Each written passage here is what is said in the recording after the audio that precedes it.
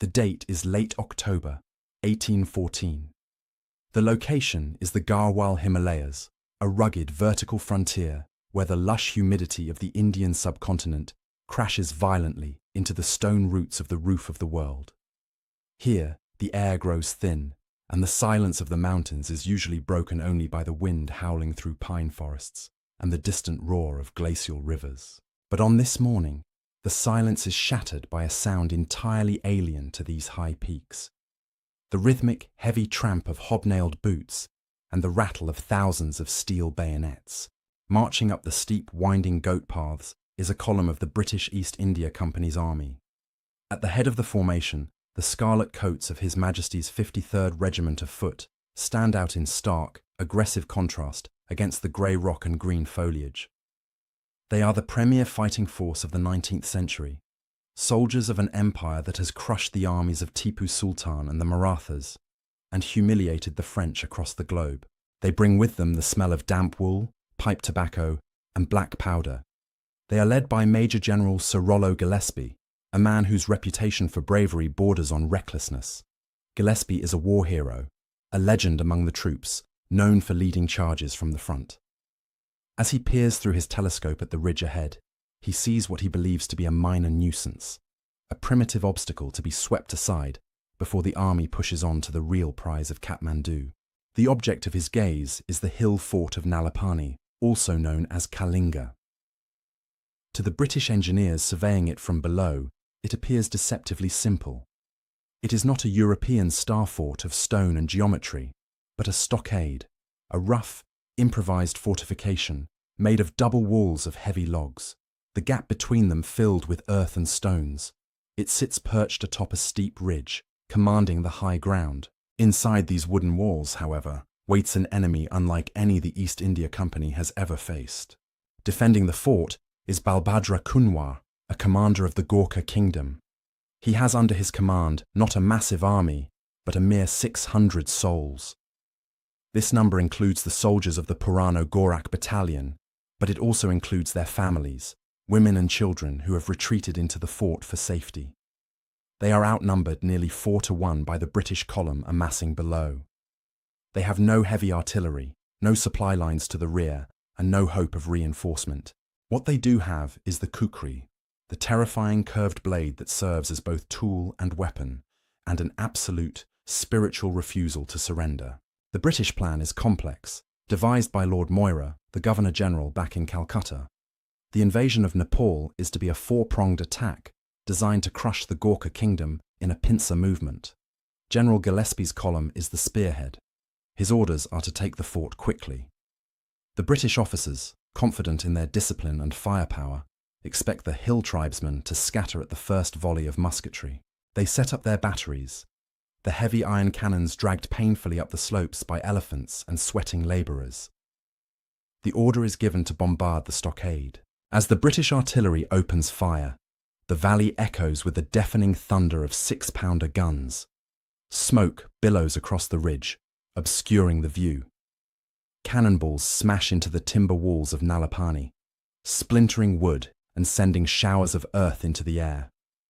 But when the smoke clears, the stockade remains standing. The flexible nature of the log and earth construction absorbs the shock of the round shot far better than rigid stone. Inside the fort, the Gurkhas stay low, waiting. They do not waste ammunition. They watch the Redcoats form their lines, the British drummer boys beating the cadence for the advance. General Gillespie, frustrated by the ineffectiveness of the bombardment and eager for glory, makes a fatal calculation. He decides that patience is for lesser men. He orders a general assault. The plan relies on 4 separate detachments attacking the fort simultaneously from different angles, a tactic that requires precise timing, something notoriously difficult to achieve in the chaotic, deafening terrain of the Himalayas. The signal gun fires. The British infantry and the native sepoys of the Bengal army surge forward. They scramble up the scree slopes, their boots slipping on loose rock. The ascent is grueling. The soldiers are winded before they even reach the walls, their heavy packs and muskets weighing them down in the thin mountain air. As they near the stockade, the silence from the fort is finally broken. It is not broken by panic, but by a disciplined, withering volley of musket fire. Balbhadra Kunwar has instructed his marksmen to target the officers. The British, wearing their distinctive uniforms and waving swords to direct their men, make perfect targets against the pale sky. Within minutes, the organized British advance begins to falter. The soldiers reach the walls only to find them too high to scale without ladders, which have been left behind or lost in the confusion. From above, the Gurkhas unleash a medieval nightmare. They roll massive boulders down the hill, crushing men and breaking formations. They hurl stones and fire arrows. And then, through the smoke, the Gurkhas emerge. With a terrifying war cry that echoes off the valley walls, the defenders of Nalapani spill out from the sally ports of the stockade. In their hands, they grip the kukri. For the sepoys of the Bengal native infantry and the British regulars of the 53rd, this is their first intimate introduction to the curved blade that will haunt their nightmares for the next century. The bayonet is a thrusting weapon, designed for the linear clashes of European fields, but the kukri is a hacking tool, devastating in the close quarters of the chaotic, vertical slopes. The Gurkhas move with an agility that the heavy-booted British cannot match, closing the distance before the Redcoats can reload their Brown Bess muskets. Panic begins to ripple through the British lines. The meticulously drilled formations dissolve into a desperate scramble for survival. Men slide down the scree, dropping their weapons to clutch at tree roots, terror in their eyes. Above them, Major General Rollo Gillespie watches the disintegration of his assault with disbelief turning to fury. This is the man who once fought a duel with a handkerchief held between him and his opponent to ensure they couldn't miss. He does not know how to retreat. Seeing the 53rd Regiment wavering, Gillespie draws his sword. He acts on instinct, the instinct of a hero who believes he is immortal. He charges toward the front, shouting to his men, rallying them for one more push against the wooden walls. He waves his hat in the air, a beacon of courage intended to shame the fleeing troops back into action. But to the sharp-eyed marksman inside the fort, he is simply a high-value target presenting himself for execution. A single shot rings out from the loopholes of Nalapani. It is a clean, precise strike. The ball pierces Gillespie's chest, passing through his heart. The general collapses onto the rocky ground, his sword slipping from his hand. The news of his fall travels instantly through the ranks, shattering whatever morale remained. If the invincible Gillespie can be killed by these mountain savages, no one is safe. The assault collapses entirely. The British retreat in disarray, leaving hundreds of dead and wounded strewn across the hillside, their scarlet coats staining the grey rocks. As night falls over the Himalayas, a heavy gloom settles over the British camp. The psychological impact of the day is catastrophic. The East India Company, the corporate juggernaut that controls the destiny of millions, has been halted by a garrison of 600 hill people, commanded by a man named Balbhadra Kunwar. The British officers sit in their tents, listening to the groans of the wounded, realizing that their maps and their manuals on warfare are useless here. The 30,000-strong Maratha armies they had defeated on the plains had never offered resistance like this. With Gillespie dead, command falls to Colonel Morby, who adopts a more cautious, albeit cruel, approach. He realizes that the walls of Nalapani effectively absorb light artillery fire, and that storming the breach is suicide.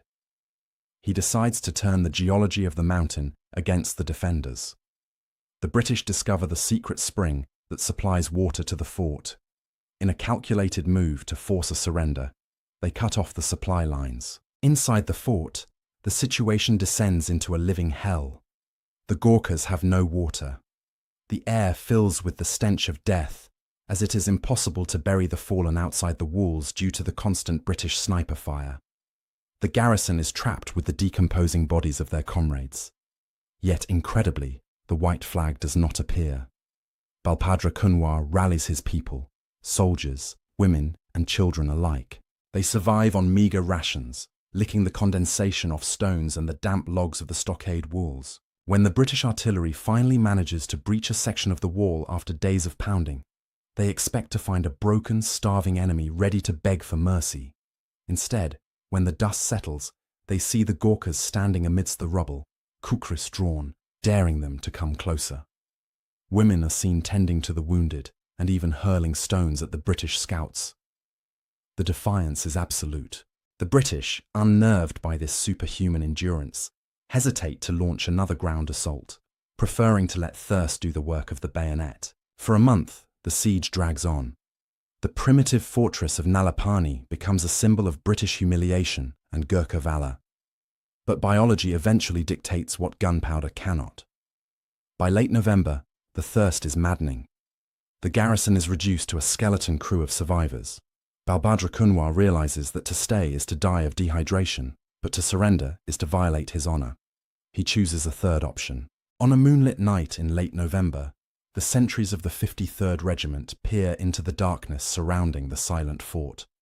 Suddenly, the gates of Nalapani swing open. Balbhadra Kunwar does not come out with a white flag. He comes out with his sword drawn. Behind him are the roughly 70 survivors of the garrison, hollow-cheeked, skeletal figures, their uniforms tattered, eyes burning with the fever of dehydration. They move with the eerie determination of ghosts. In a display of audacity that leaves the besieging army stunned, the Gurkhas charge directly through the British lines.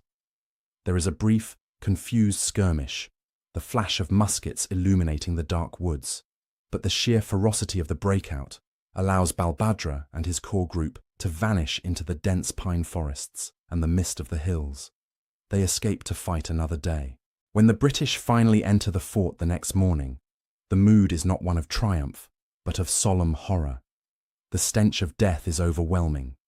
The floor of the stockade is carpeted with the bodies of the slain, interspersed with the wounded who were too weak to walk. The British soldiers, hardened veterans of campaigns across India, stand silent as they realize the true nature of their enemy. They find women and children among the dead, clutching stones and knives, having fought alongside their husbands and fathers to the very end. The victory is hollow. The casualty count for the British stands at nearly 1,000 men killed and wounded, to take a makeshift fort defended by 600. The war in the clouds has begun with a disastrous Pyrrhic victory. As news of the debacle at Nalapani reaches the Governor-General, Lord Moira, in Calcutta, the strategic reality of the war begins to sink in. The invasion plan, dependent on 4 separate columns advancing simultaneously to squeeze the Kathmandu Valley, is unraveling. It is not just Gillespie's column that is in trouble. Across the jagged frontier, the other British commanders are finding themselves paralyzed by the terrain and the psychological weight of the Gurkha reputation. General Wood and General Marley, commanding the eastern columns, find their advances stalled. They are ghosts chasing shadows. The Gurkhas, commanded by the Supreme Commander Amar Singh Thapa, are executing a masterclass in mountain defense. Amar Singh knows he cannot match the British in open battle. The East India Company has too many men, too many cannons, and too much money. Instead, he utilizes a strategy of defense in depth. He seeds the valleys, luring the British columns into narrow, winding gorges where their numbers count for nothing. High above these gorges, the Gurkhas wait. They build stockades on the crests of ridges, positions that are nearly impossible to assault without climbing gear. When the British columns stretch out along the valley floors, the Gurkhas rain down musket fire and rocks, picking off the officers and vanishing before the British can deploy their artillery. The Redcoats, accustomed to forming squares to repel cavalry on the flat plains of the Deccan, find themselves fighting an invisible enemy who strikes from the sky. Morale in the British camps begins to plummet as winter sets in. The temperature drops and snow begins to dust the peaks. The soldiers, many of whom are sepoys from the hot plains of Bengal, suffer terribly from the cold. Frostbite becomes as much of a threat as the kukri. The British supply lines, stretched thin over mountain passes, are constantly harassed by Gurkha raiding parties. The massive invasion force of over 30,000 men is bogging down, bleeding out in a war of attrition against a nation with a fraction of their manpower. The British officers begin to exhibit a dangerous caution. The ghost of Gillespie haunts every decision. Commanders become terrified of frontal assaults, delaying movements for weeks to wait for more artillery that is agonizingly slow to arrive. In London, The directors of the East India Company are furious. This was supposed to be a quick police action to secure the northern border and trade routes to Tibet. Instead, it is turning into a costly quagmire that threatens to bankrupt the company and shatter the aura of British invincibility in Asia. Yet, amidst this paralysis and incompetence, there is one British commander who is watching, learning, and adapting. Major General Sir David Ochterlony, commanding the westernmost column near the Sutlej River, is a different breed of officer. He is a man who respects the intelligence of his enemy. While his colleagues rage against the savages or freeze in indecision, Ochterlony studies the geometry of the hills. He realizes that to defeat the Gurkhas, the British must stop fighting like an army of the plains and start thinking like engineers. He looks at the formidable fortress of Malayan, where Amar Singh Thapa has established his headquarters, and begins to formulate a new kind of warfare. One that relies not on the bayonet charge, but on the slow, crushing inevitability of mathematics and heavy ordnance.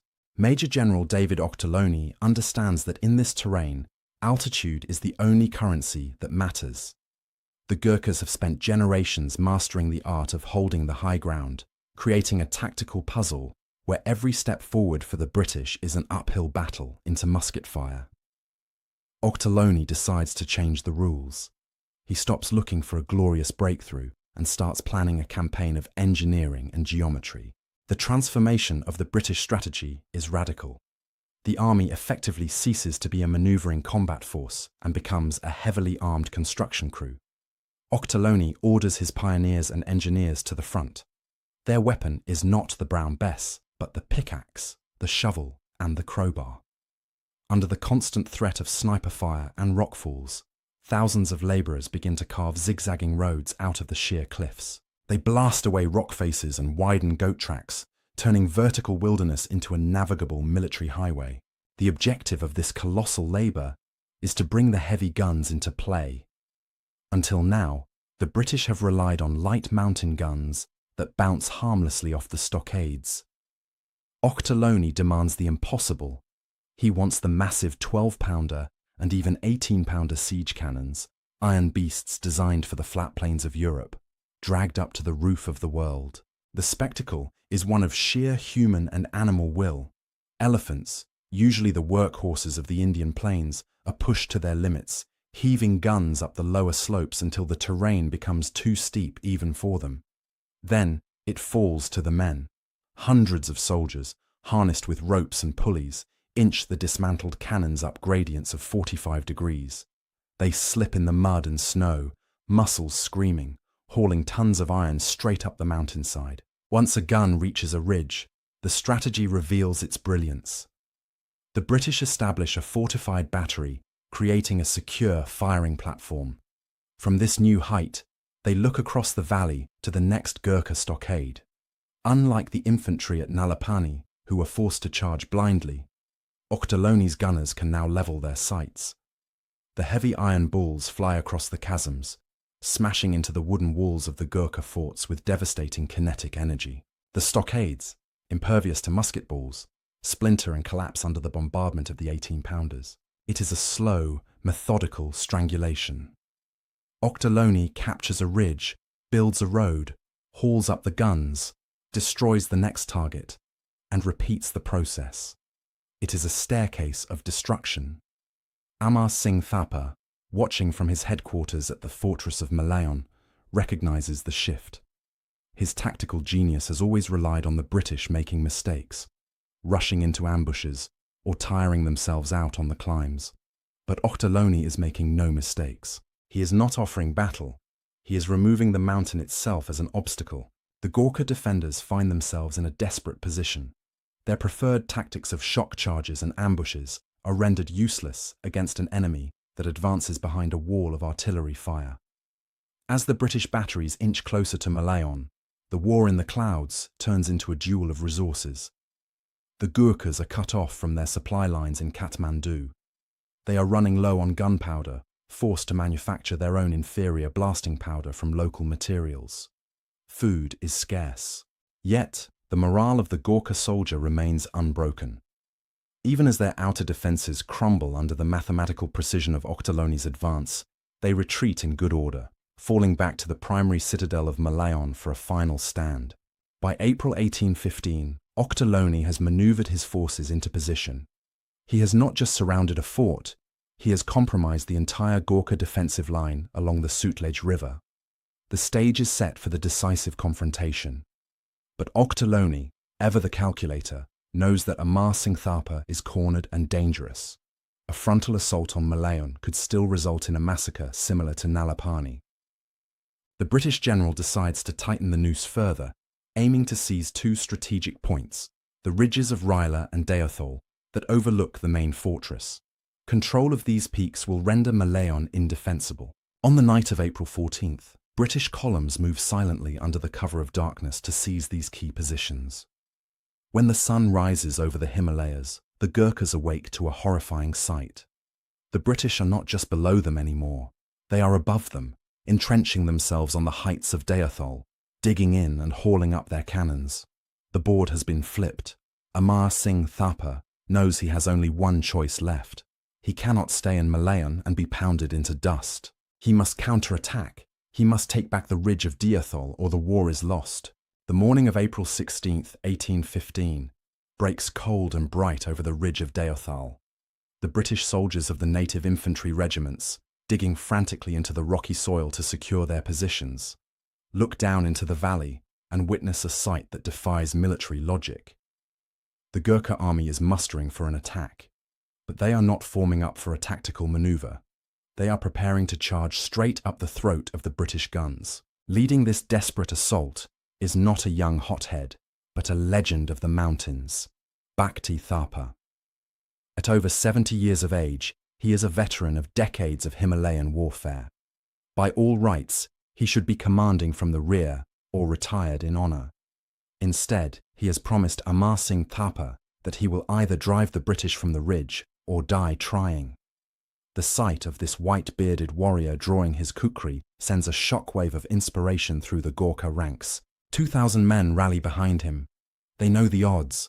They are attacking an entrenched enemy who holds the high ground and possesses artillery. It is a mission of certain death. The attack begins with a roar that drowns out the wind. The Gurkhas surge up the steep slope, moving with that terrifying speed that has already cost the British so many lives. From the ridge above, Ochterlony's gunners wait. They have loaded their 6-pounders, not with solid round shot, but with canister, tins filled with hundreds of musket balls that turn cannons into giant shotguns. When the Gurkhas come within range, the British unleash hell. The cannons erupt, spraying a storm of lead down the hillside. The front ranks of the Gurkha charge are instantly shredded. Men fall by the dozens, their bodies rolling back down the scree. But the charge does not break. Stepping over the dead, the survivors press on, driven by the old man at their head. Bhakti Thapa is a force of nature, ignoring the musket balls whizzing past him, urging his children forward. The British infantry, lined up behind their makeshift earthworks, fire volley after disciplined volley, creating a wall of smoke and lead. Against all probability, the Gurkhas reach the British lines. The battle devolves into a savage melee. The discipline of the drill square clashes with the primal ferocity of the hills. Bayonets cross with kukris. The British sepoys, terrified of the curved blades, fight desperately to keep the Gurkhas at bay with the reach of their muskets.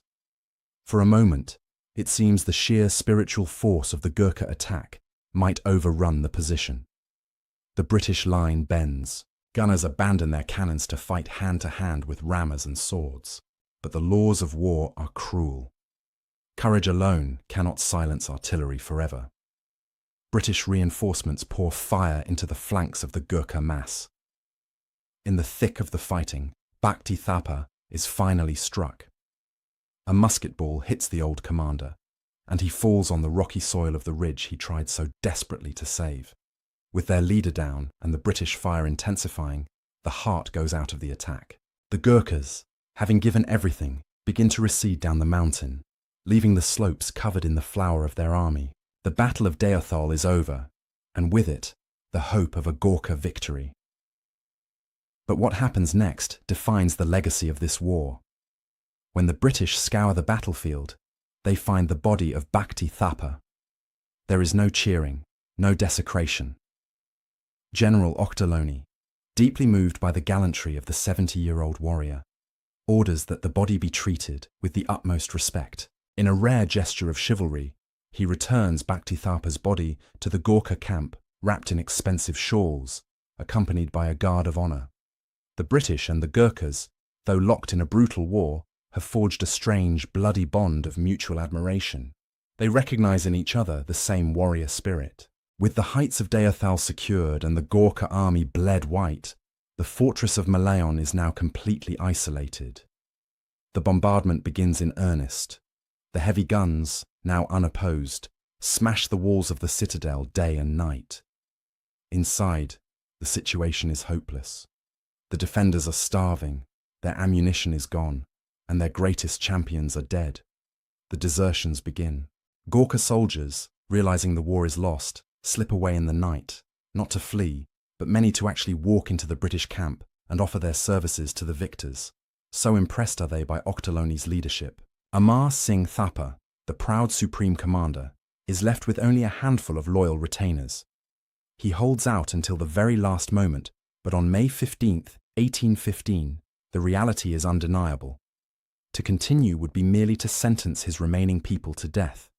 With a heavy heart, the Lion of Nepal orders the gates of Malayan opened. He surrenders not to the British army in general, but specifically to Ochterlony, the man who beat him at his own game. The surrender of Malayan marks the effective end of the major fighting, but the political resolution is far from simple. The war has been won, but the peace must now be negotiated. And in the smoky rooms of the treaty negotiations, the British are about to make a decision that will change the face of their military forever. They do not want to destroy the Gorkhas. They want to own them. The surrender at Malayan triggers a long, tense diplomatic standoff. While the guns have fallen silent in the western hills, the court in Kathmandu is still fiercely divided. The proud Gorkha nobility struggles to accept the magnitude of their defeat. For months, negotiations drag on. The British demand significant territorial concessions, the lands of Kumaon and Garhwal, the Tarai lowlands, effectively stripping the Gorkha kingdom of its conquests and pushing it back to its original borders. The treaty sits unsigned.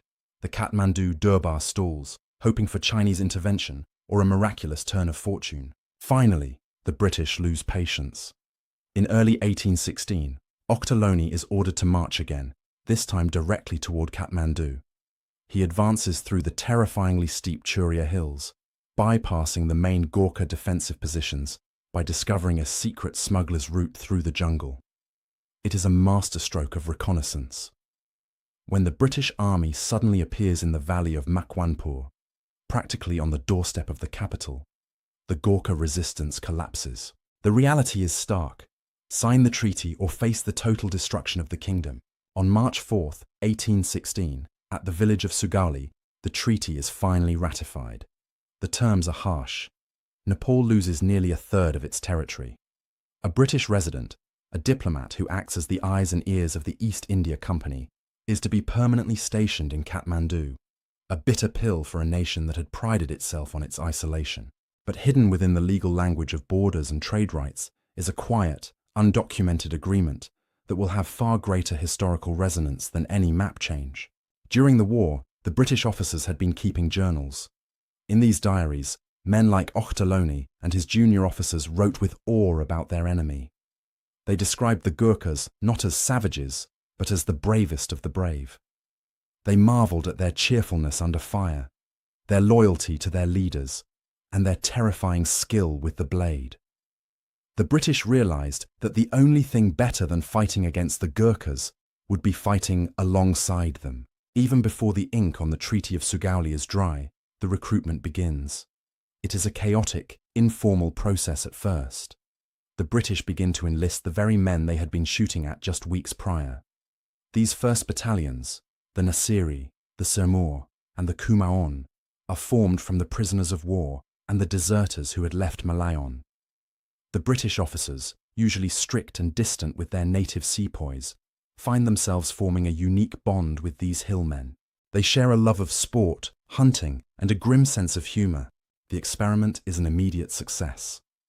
The Gurkhas, now wearing the green jackets of rifle regiments rather than the red coats of the line infantry, adapt quickly to British discipline while retaining their innate ferocity. They are given a special dispensation. They are allowed to keep their kukris. It is the beginning of a military lineage that will span 2 centuries. The war in the clouds officially ends not with a parade of conquest, but with a handshake. The Gurkha kingdom survives as an independent sovereign nation, never colonized, never painted pink on the map of the British Empire, but it becomes the empire's most reliable reservoir of elite manpower.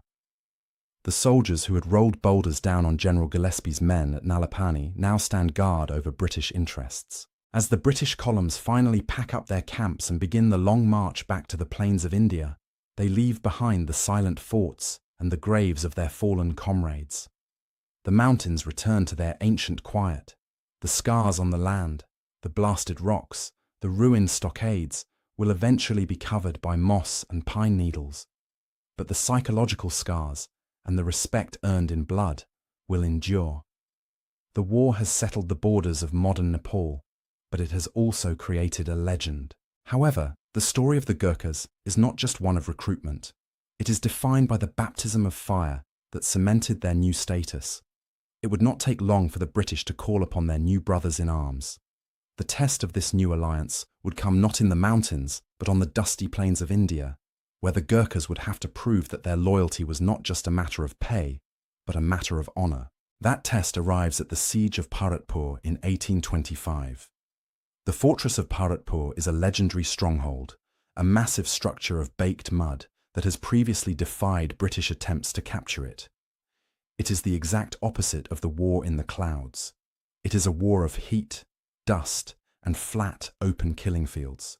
Here, the newly formed Gurkha battalions, specifically the Nasiri and Sirmaur battalions, are deployed alongside the British elite grenadiers. The skepticism among the British rank and file is palpable. Many of the Redcoats remember the terror of the kukri from the hills. They watch the hillmen with suspicion, wondering if, when the cannons roar, these former enemies will turn their coats or simply melt away. But as the siege guns pound the mud walls and the order is given to storm the breach, the question is answered in blood. The Gurkhas do not hesitate. They race the British light infantry to the broken walls. It is reported that during the assault, a friendly rivalry erupts amidst the carnage, with Gurkha soldiers and British riflemen cheering each other on, competing to see who can reach the enemy first. They endure the withering fire with the same stoic humor they displayed at Nalapani. When the smoke clears and the fortress falls, the skepticism is dead. The Gurkhas have not just fought, they have excelled. They have proven that their courage is not tied to their mountains, but is intrinsic to their character. This victory cements a unique military culture that begins to separate the Gurkha regiments from the rest of the British Indian Army. The British officers assigned to these units begin to adopt a distinct identity. To command Gurkhas becomes a badge of honor, highly sought after by the most ambitious young subalterns. They learn the language, they study the customs of the hills, and they begin to wear a uniform that reflects this hybrid identity, the dark rifle green instead of the traditional scarlet red. The Gurkhas, in turn, adapt to their new role as the guardians of the empire. They settle in the hills of Dehradun and Dharamshala, building cantonments that look more like Himalayan villages than military bases. They bring their families, their religion, and their traditions. The British, usually intent on imposing their own order, wisely leave the Gurkhas alone. They understand now that the fighting spirit of these men is rooted in their own culture, not in British drill manuals. The kukri is officially sanctioned as part of their kit, a symbol that the empire acknowledges the Gurkha way of war. A profound mutual respect develops, famously described as a blood bond. It is a relationship filled with contradictions. The British are the colonial masters, yet they view the Gurkhas not as subjects, but as peers in the martial caste. The Gurkhas serve a foreign queen, yet they do so with a ferocity that suggests a defense of their own homes. This paradox is sustained by a simple, shared code. Bravery is the highest virtue, and cowardice is the only sin. As the 19th century progresses, the war in the clouds fades from public memory, replaced by the legend of the loyal Gurkha. The terrible struggles at Nalapani and the carnage at Deothal are recontextualized. They are no longer remembered as defeats or Pyrrhic victories, but as the origin story of the empire's finest warriors. The graves of the British officers and Gurkha defenders in the Himalayas are tended to, becoming sites of pilgrimage for the new regiments. The Treaty of Sugauli holds firm. Peace between Nepal and Britain endures, a rarity in an era of constant colonial expansion. Nepal remains a forbidden kingdom to most outsiders, a mysterious land locked behind the mountains. But from those mountains, a steady stream of young men continues to walk down to the recruiting depots, eager to follow in the footsteps of Balbhadra and Bhakti Thapa, eager to write the next chapter in a history of violence and valor. By the mid-19th century, the transformation is complete. The cruel savage of the 1814 propaganda has become the Johnny Gurkha of Victorian affection, a figure of reliability, strength, and unshakable loyalty. But as the documentary draws to a close, we must return to the source. We must look back one last time at the high peaks where it all began, to understand the final cost of this legacy. Today, the ridge of Nalapani is quiet. The screaming of shells and the roar of the charge have been replaced by the rustling of pine needles and the calls of mountain birds. The stockade that Balbhadra Kunwar defended with such terrifying tenacity is gone, reclaimed by the forest. But there is something else standing there, something that tells the true ending of this story better than any treaty or map. On the site of the battle, there stand two obelisks. They are weathered by 2 centuries of monsoon rains and winter snows. One is a memorial to Major General Gillespie and the brave men of the 53rd Regiment who fell trying to storm the heights. But the second obelisk is the one that arrests the gaze of the historian. It was erected not by the Gurkhas, but by the British themselves. On it, inscribed in stone by the victors, is a tribute to their enemy. A tribute of respect for our gallant adversary, Balbhadra, and his brave Gurkhas. It is a monument almost unique in the history of warfare. Rarely does an imperial power, at the height of its arrogance, pause to build a shrine to the people who killed its generals. It stands as permanent physical proof of the psychological transformation that occurred during those bloody months in 1814. The British went into the hills expecting to sweep aside a primitive nuisance. They came down having found a peer. The war in the clouds reshaped the destiny of South Asia. Had the war gone differently, had Ochterlony failed, or had the Gurkhas surrendered early, Nepal might have been swallowed whole by the Raj, its culture diluted, its monarchy dismantled like so many other princely states in India. Instead, Nepal remained the forbidden kingdom, its sovereignty preserved by the sharp edge of the kukri and the diplomatic respect it had earned. The borders drawn by the Treaty of Sugauli largely define the modern nation of Nepal today, a testament to the fact that while the Gurkhas may have lost the war, they successfully defended their existence. But the most living legacy of this conflict is not found in stone monuments or lines on a map. It is found in the regiments that still bear the name. From the trenches of the First World War to the jungles of Burma, from the Falkland Islands to the deserts of Afghanistan, the descendants of the men who fought at Nalapani and Malayan have stood on the front lines of global history. They have won 13 Victoria Crosses, the highest award for gallantry in the British system. The battle cry that terrified the sepoys in 1814, Ayo Gorkhali, the Gurkhas are upon you, remains one of the most feared sounds on the modern battlefield. The Anglo-Nepalese War serves as a stark reminder of the unpredictability of conflict. It began with a miscalculation of geography and will. It was fought in an environment that stripped warfare of its glamour, leaving only the raw endurance of the human spirit against the elements.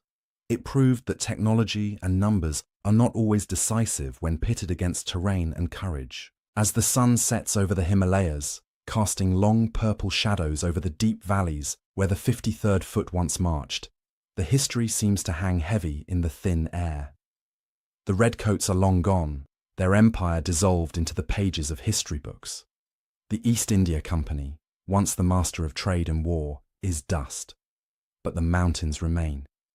And watching over them, as they have for centuries, are the Gorkhas, the guardians who turned a war of conquest into a legacy of eternal brotherhood. The war in the clouds is over, but the thunder of that collision still echoes around the world. Thank you for listening to our story. If you found this history as fascinating as we did, please like this video and subscribe to British War History for more. We read all of your comments, so be sure to leave your thoughts below. We'll see you in the next video.